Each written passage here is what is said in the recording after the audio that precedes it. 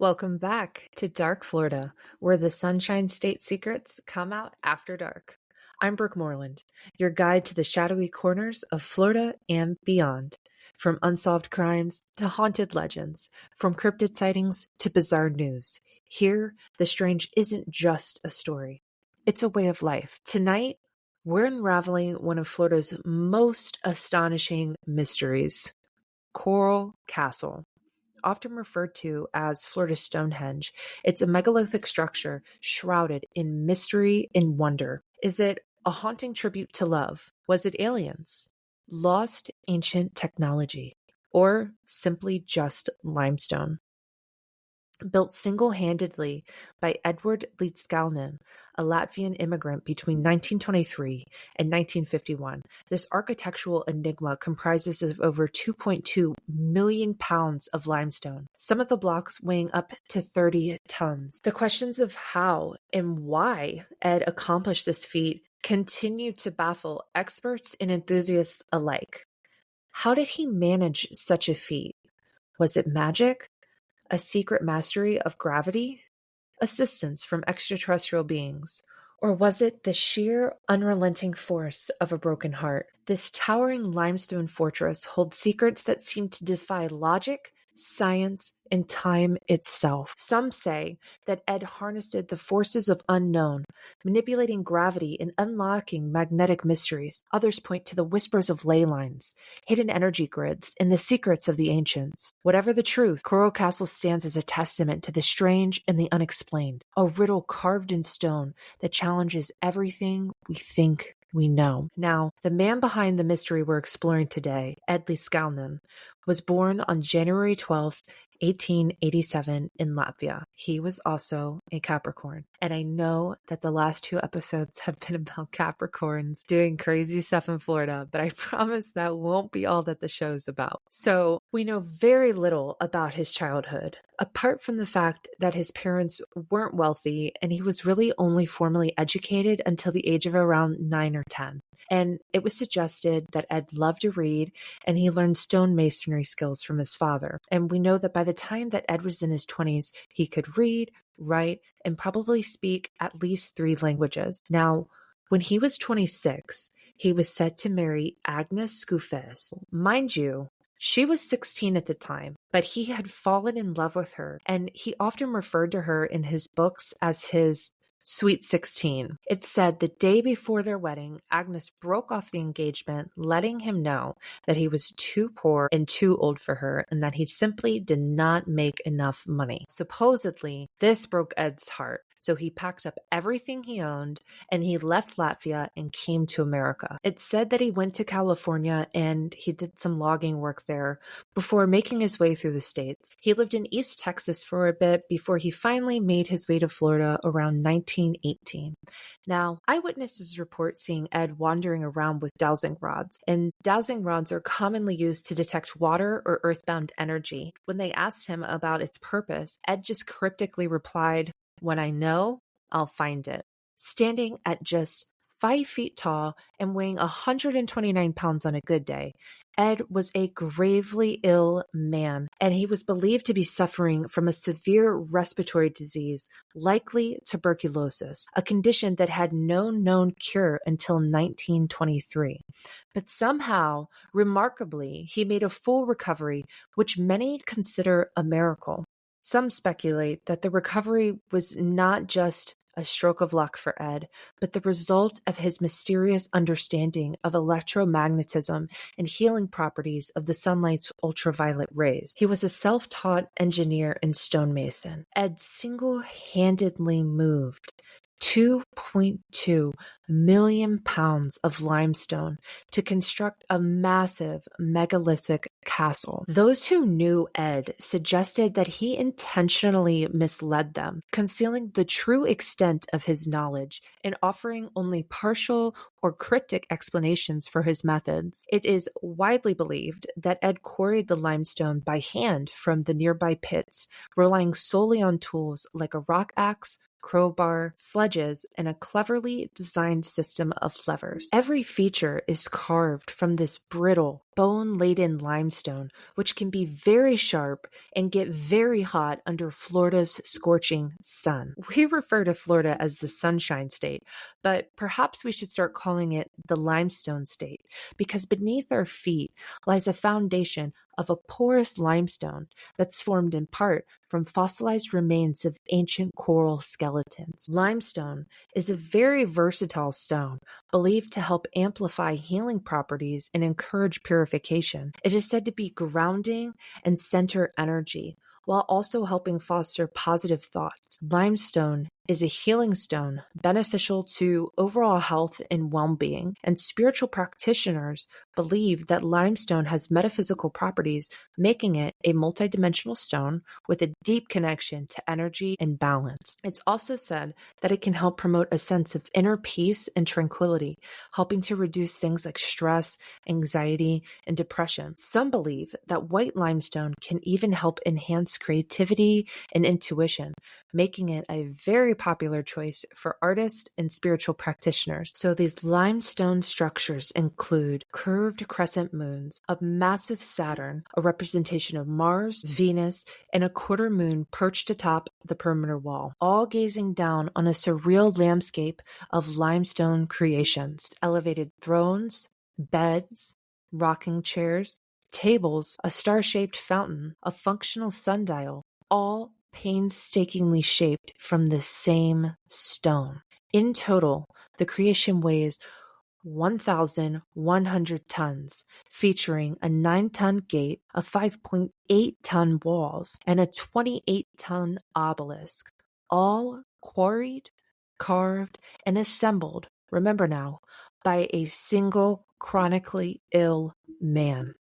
To lift the massive 30-ton boulder that forms the north wall of the castle, using the basic principles of leverage, the practical mathematics are staggering. Leedskalnin would have required a lever 148 feet long, with 22,222 pounds applied to its working end. To achieve this, the working end would need to start 40 feet in the air to bring the stone to an equilibrium at 10 feet. Raising those blocks 10 feet would demand suspending the equivalent weight of 11 full-sized family vehicles 40 feet in the air, all while balanced on a single 148-foot lever. And honestly, where was Ed even finding a 148-foot lever? Home Depot doesn't stock those last time I checked.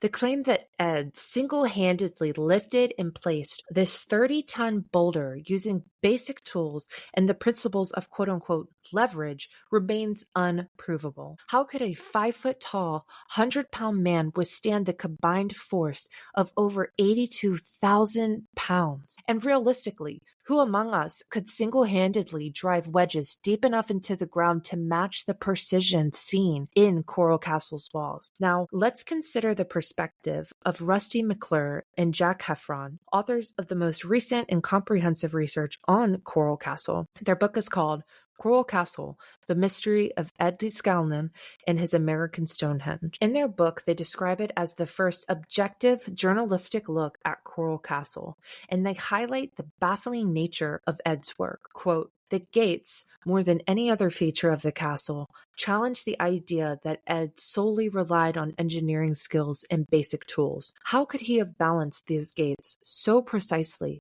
while the chain-wrapped stone hung suspended from a block and tackle? It's one thing to imagine him quarrying massive stones with simple tools, but quite another to picture him positioning them so perfectly that barely a seam exists between them, and then balancing them so they swing with just the slightest touch." End quote. When you learn about the size and the weight of these stones, it is really hard to believe that one man, even a brilliant engineer like Ed, could accomplish this alone. It feels almost impossible. The book is, quote, "an objective look at Coral Castle." Sure, but calling it, quote, "nearly impossible for one man to accomplish," let's be honest, it's outright impossible, at least when trying to replicate Ed's feats using the same tools he reportedly used, or even with modern machinery. Case in point, in 1986, A crew of 6 men, armed with a 20-ton crane, failed to restore the 9-ton gate to its original flawless condition, something that Ed managed to do alone, without a team and without heavy equipment. And now, even after their best efforts, the gate never has swung as effortlessly as it did under Ed's craftsmanship. Engineers are still baffled by how he managed to perfectly balance the massive stone so it pivoted at the touch of a finger. And honestly, if Ed were around today, he'd probably be sipping lemonade, watching modern engineers struggle and saying, "What's the big deal? It's just a little limestone." When asked about how he did it, Ed said he had discovered the secrets of ancient Egypt. So what about Ed's claim that he had discovered the secrets of the pyramids and figured out how the ancient builders in Peru, the Yucatan, and Asia raised and set massive stone blocks using only primitive tools? Well, we do know a few things for certain. Ed was absolutely fascinated by astronomy, to the point where he incorporated celestial features into this castle's design. He was equally obsessed with electromagnetism, so much that he wrote dense, cryptid books on the subject that blend magnetism and astrophysics together. It was like Ed was saying, "I know something you don't know," while daring the rest of us to figure it out. Megaliths, electromagnetism, astronomy, and cryptic scripts. Quite the combo, right? Well, by the end of winter in 1922, Ed had already purchased a piece of land and began single-handedly building Rock Gate, which later became known as Coral Castle. But then, in 1937, Ed made a bold move, literally. He decided to relocate and move the entire castle to Homestead, Florida, around 10 miles from its original location. And get this, he did it with barely any help, just a few trusty tools and a whole lot of willpower. Talk about dedication. Among his remarkable creations was a 9-ton gate that swings and opens with just a gentle touch of a finger, a table that is shaped like the state of Florida with an 8-inch indentation for Lake Okeechobee that's always filled with water, a 20-ton 20-foot tall telescope featuring a circular cutout that constantly aligns with the North Star, a sundial that not only tells time, but marks the equinoxes and the solstices. Also there is the world's largest Valentine, a 2.5-ton heart-shaped table with benches, which is said to be a tribute to his former fiancée who left him back in Latvia. You know, the one who called off their wedding the night before they were to be married, deciding that 27-year-old Ed was just too old for her at 16. And I think she was right. According to V.M. Mohan, an author and researcher who has written extensively about Ed Leedskalnin and Coral Castle, that it is like a celestial map referring to the stars at every turn. The obelisk matches the constellation of Taurus. The north wall, with its triangular gabled shape, represents Libra, and the stocky T-shaped west wall is Virgo. And here's where it gets a bit, shall we say, quirky. Ed had what Mohan calls a, quote, mirror, a small vessel that's filled with water lined with graphite, which is often used in batteries, and topped with aluminum foil and filled with salt water. In essence, Ed had created his own homemade battery. And now Mohan even points out how the aluminum flakes on the graphite. As far as Ed's bathtub, it wasn't for relaxing, but for chemical experiments. In his writing, Ed even describes testing objects for their magnetic properties in water. It seems like Ed was trying to power up more than just the castle. The name Coral Castle didn't actually come about until the 1950s, but Ed had been quietly building his mysterious masterpiece from 1923 to 1951. During those years, he worked entirely alone.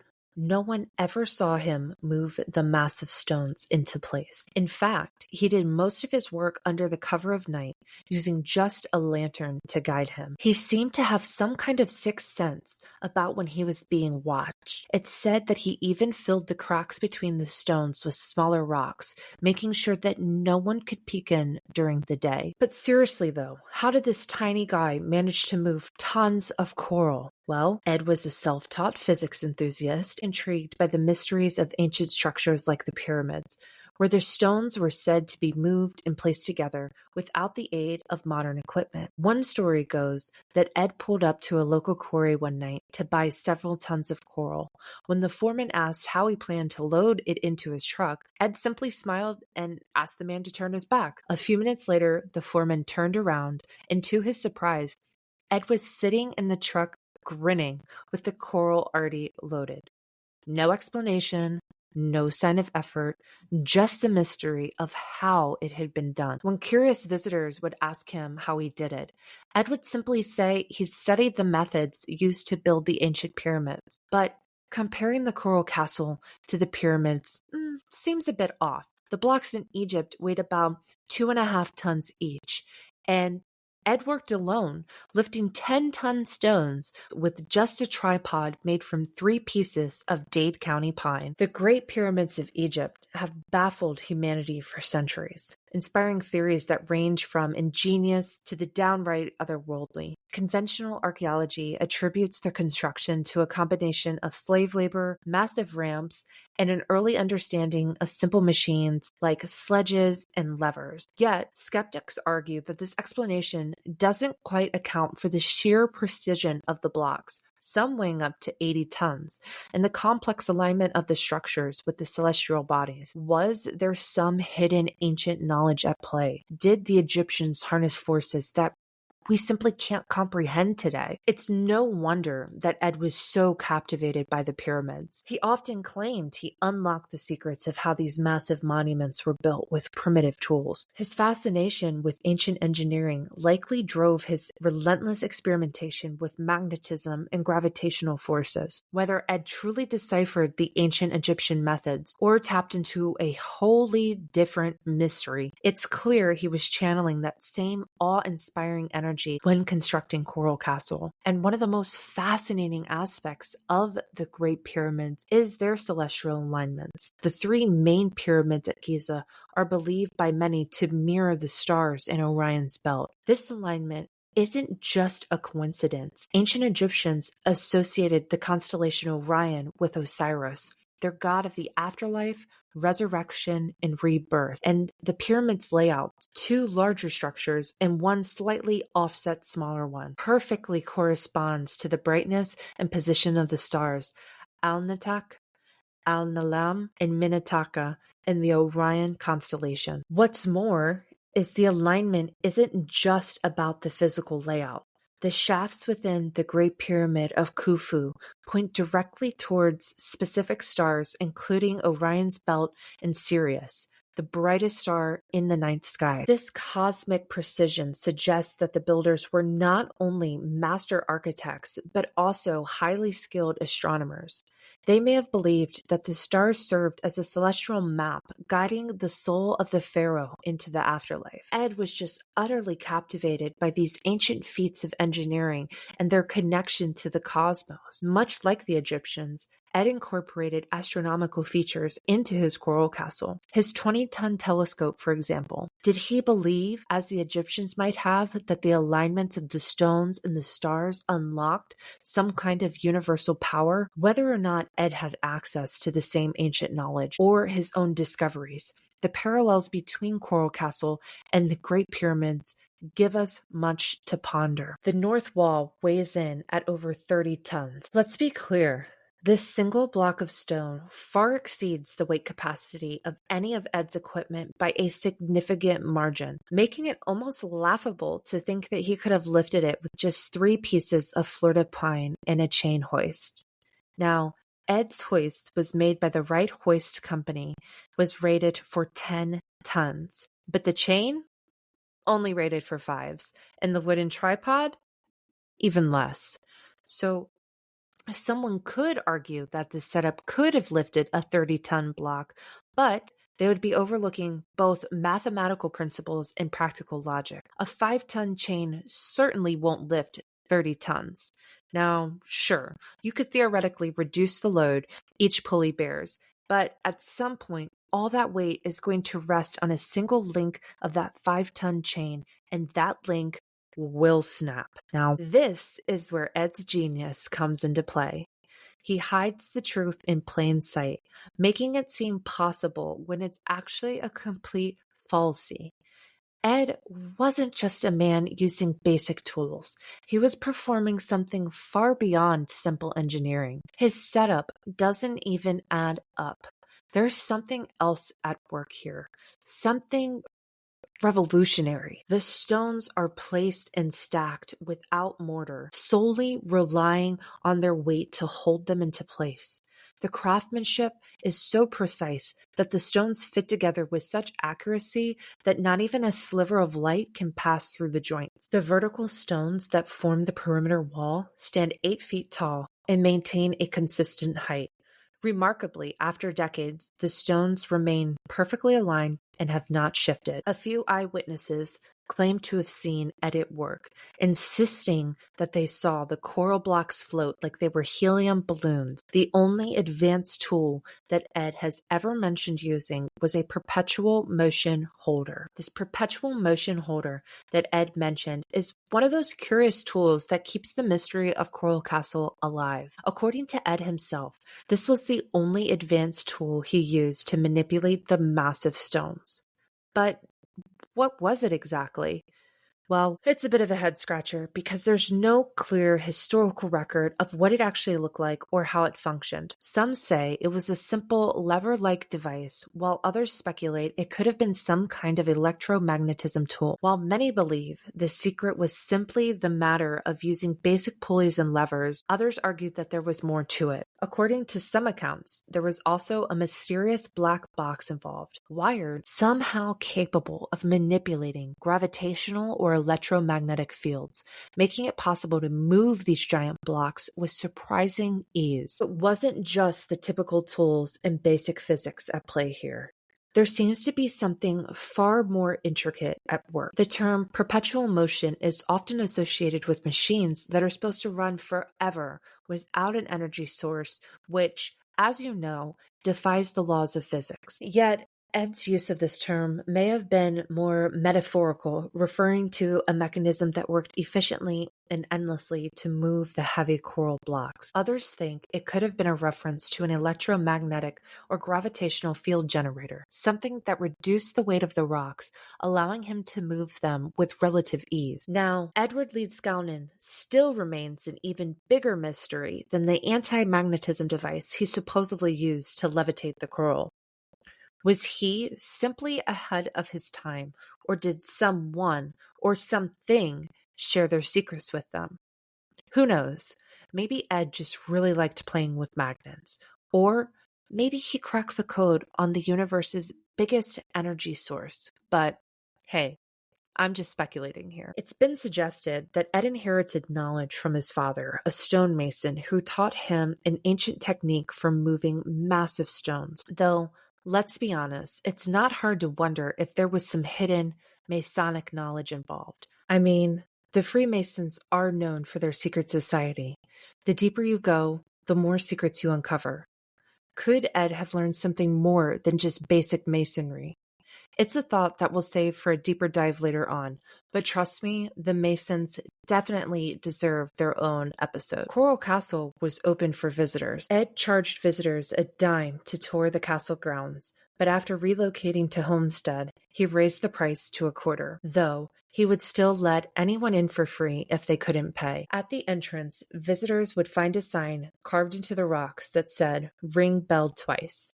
Ed would then come down from his second-story living quarters in the tower, ready to give them the tour. If anyone asked how he built the castle, he would just smile and say, "It's not difficult if you know how." In November 1951, Ed became very ill. He posted a sign on the front gate that read, "Going to the hospital," before taking a bus to the Jackson Memorial Hospital in Miami. During his stay, he suffered a stroke and died 28 days later of a kidney infection at the age of 64. All right, now who's ready to take this down a rabbit hole? Because this is where the theories get really fun. Was Ed searching for a vile vortex, or was he tapping into a ley line? One of those mysterious spots on Earth where the planet's energy grid is practically buzzing with hidden power. There are certain places around the globe where gravity can be, shall we say, encouraged to bend, thanks to something called geometric harmonics. Yeah, I know, it sounds like something out of a sci-fi novel, right? But here's the thing. Coral Castle might just sit smack dab on one of these spots where the energy lines cross and the laws of physics aren't quite as solid as we think. Let's talk about the gravity. Well, the weight of ley lines. Ley lines are a concept introduced in the 1920s by an amateur English archaeologist, Alfred Watkins, are thought to be invisible energy pathways linking important landmarks around the world. Watkins, who focused on the English countryside, proposed that these ley lines are connected to sacred sites like Stonehenge, the Egyptian pyramids, through these terminal points, such as churches, mounds, and holy wells. Over the years, this idea grew in popularity among enthusiasts who believe that ley lines form a global network aligned with the natural rhythms and celestial patterns, and even the energy or psychic power of the earth. Some argue that ancient civilizations recognized these alignments and intentionally built structures on them. And other theories suggest that these lines may be connected by supernatural phenomena or even extraterrestrial activity. While mainstream science tends to dismiss the concept, a small but passionate group continues to explore the possible links between ancient cultures and the Earth's energy. People who know the secret, well, they just might be able to manipulate these forces to move giant stones, almost like it's a cheat code for building megalithic wonders. According to some, ley lines are essentially magnetic fields or pathways where underground rivers flow, and people still use them today to figure out where to dig wells and where to plant medicinal herbs. Dowsing rods, those classic witching rods, are used to locate where this energy flows or doesn't. So it makes perfect sense that Ed would have used ley lines to pinpoint the ideal spot for his rock gate and later Coral Castle. And hey, remember the anecdote about Ed and his witching rod? Well, dowsing is more than just an odd practice. It might have even helped Ed temporarily cure his tuberculosis by finding places that the energy to rest and heal. So again, the question arises, was Ed just some quirky guy with tools, or was he tapping into something much bigger? Coral Castle was placed on the National Register of Historic Places in 1984. So as we wrap up this deep dive into Ed Leedskalnin and his Coral Castle, we're left with more questions than answers. Was he a brilliant engineer, a magician, or maybe he tapped into something far beyond our understanding, like hidden earth energy or ancient knowledge lost to time? Sure, there's tons of theories, and probably even more wild guesses, but one thing's for certain. Ed's work was far from ordinary. Whether he was manipulating gravity, playing with magnetism, or just some seriously creative use of pulleys and levers, it's clear that there's more to Coral Castle than what meets the eye. But that's the beauty of this place, isn't it? It's a mystery that keeps us coming back for more, asking, how did he do it? And maybe, just maybe, that's exactly how Ed wanted it. After all, the man didn't just build a castle, he built a riddle for the ages. So, what do you think? Was Ed Leedskalnin just ahead of his time, or was there some strange hidden force at play? We'll probably never know for sure, but that's what makes this story so fun to explore.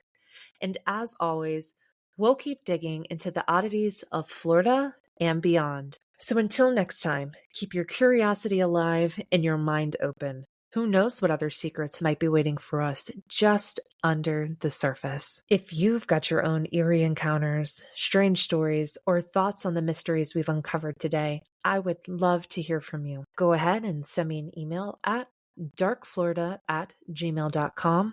And please be sure to follow us on Instagram at Dark Florida Podcast to stay in the loop. And if you're enjoying the show, don't forget to follow, download, and share it with a friend who's into the weird and mysterious too. If you want to support the show, you can help us keep things going by donating at www.buymeacoffee.com/darkflorida.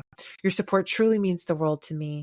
Thank you for listening, and I can't wait to hear your stories. We'll catch you next time on Dark Florida. Keep it strange.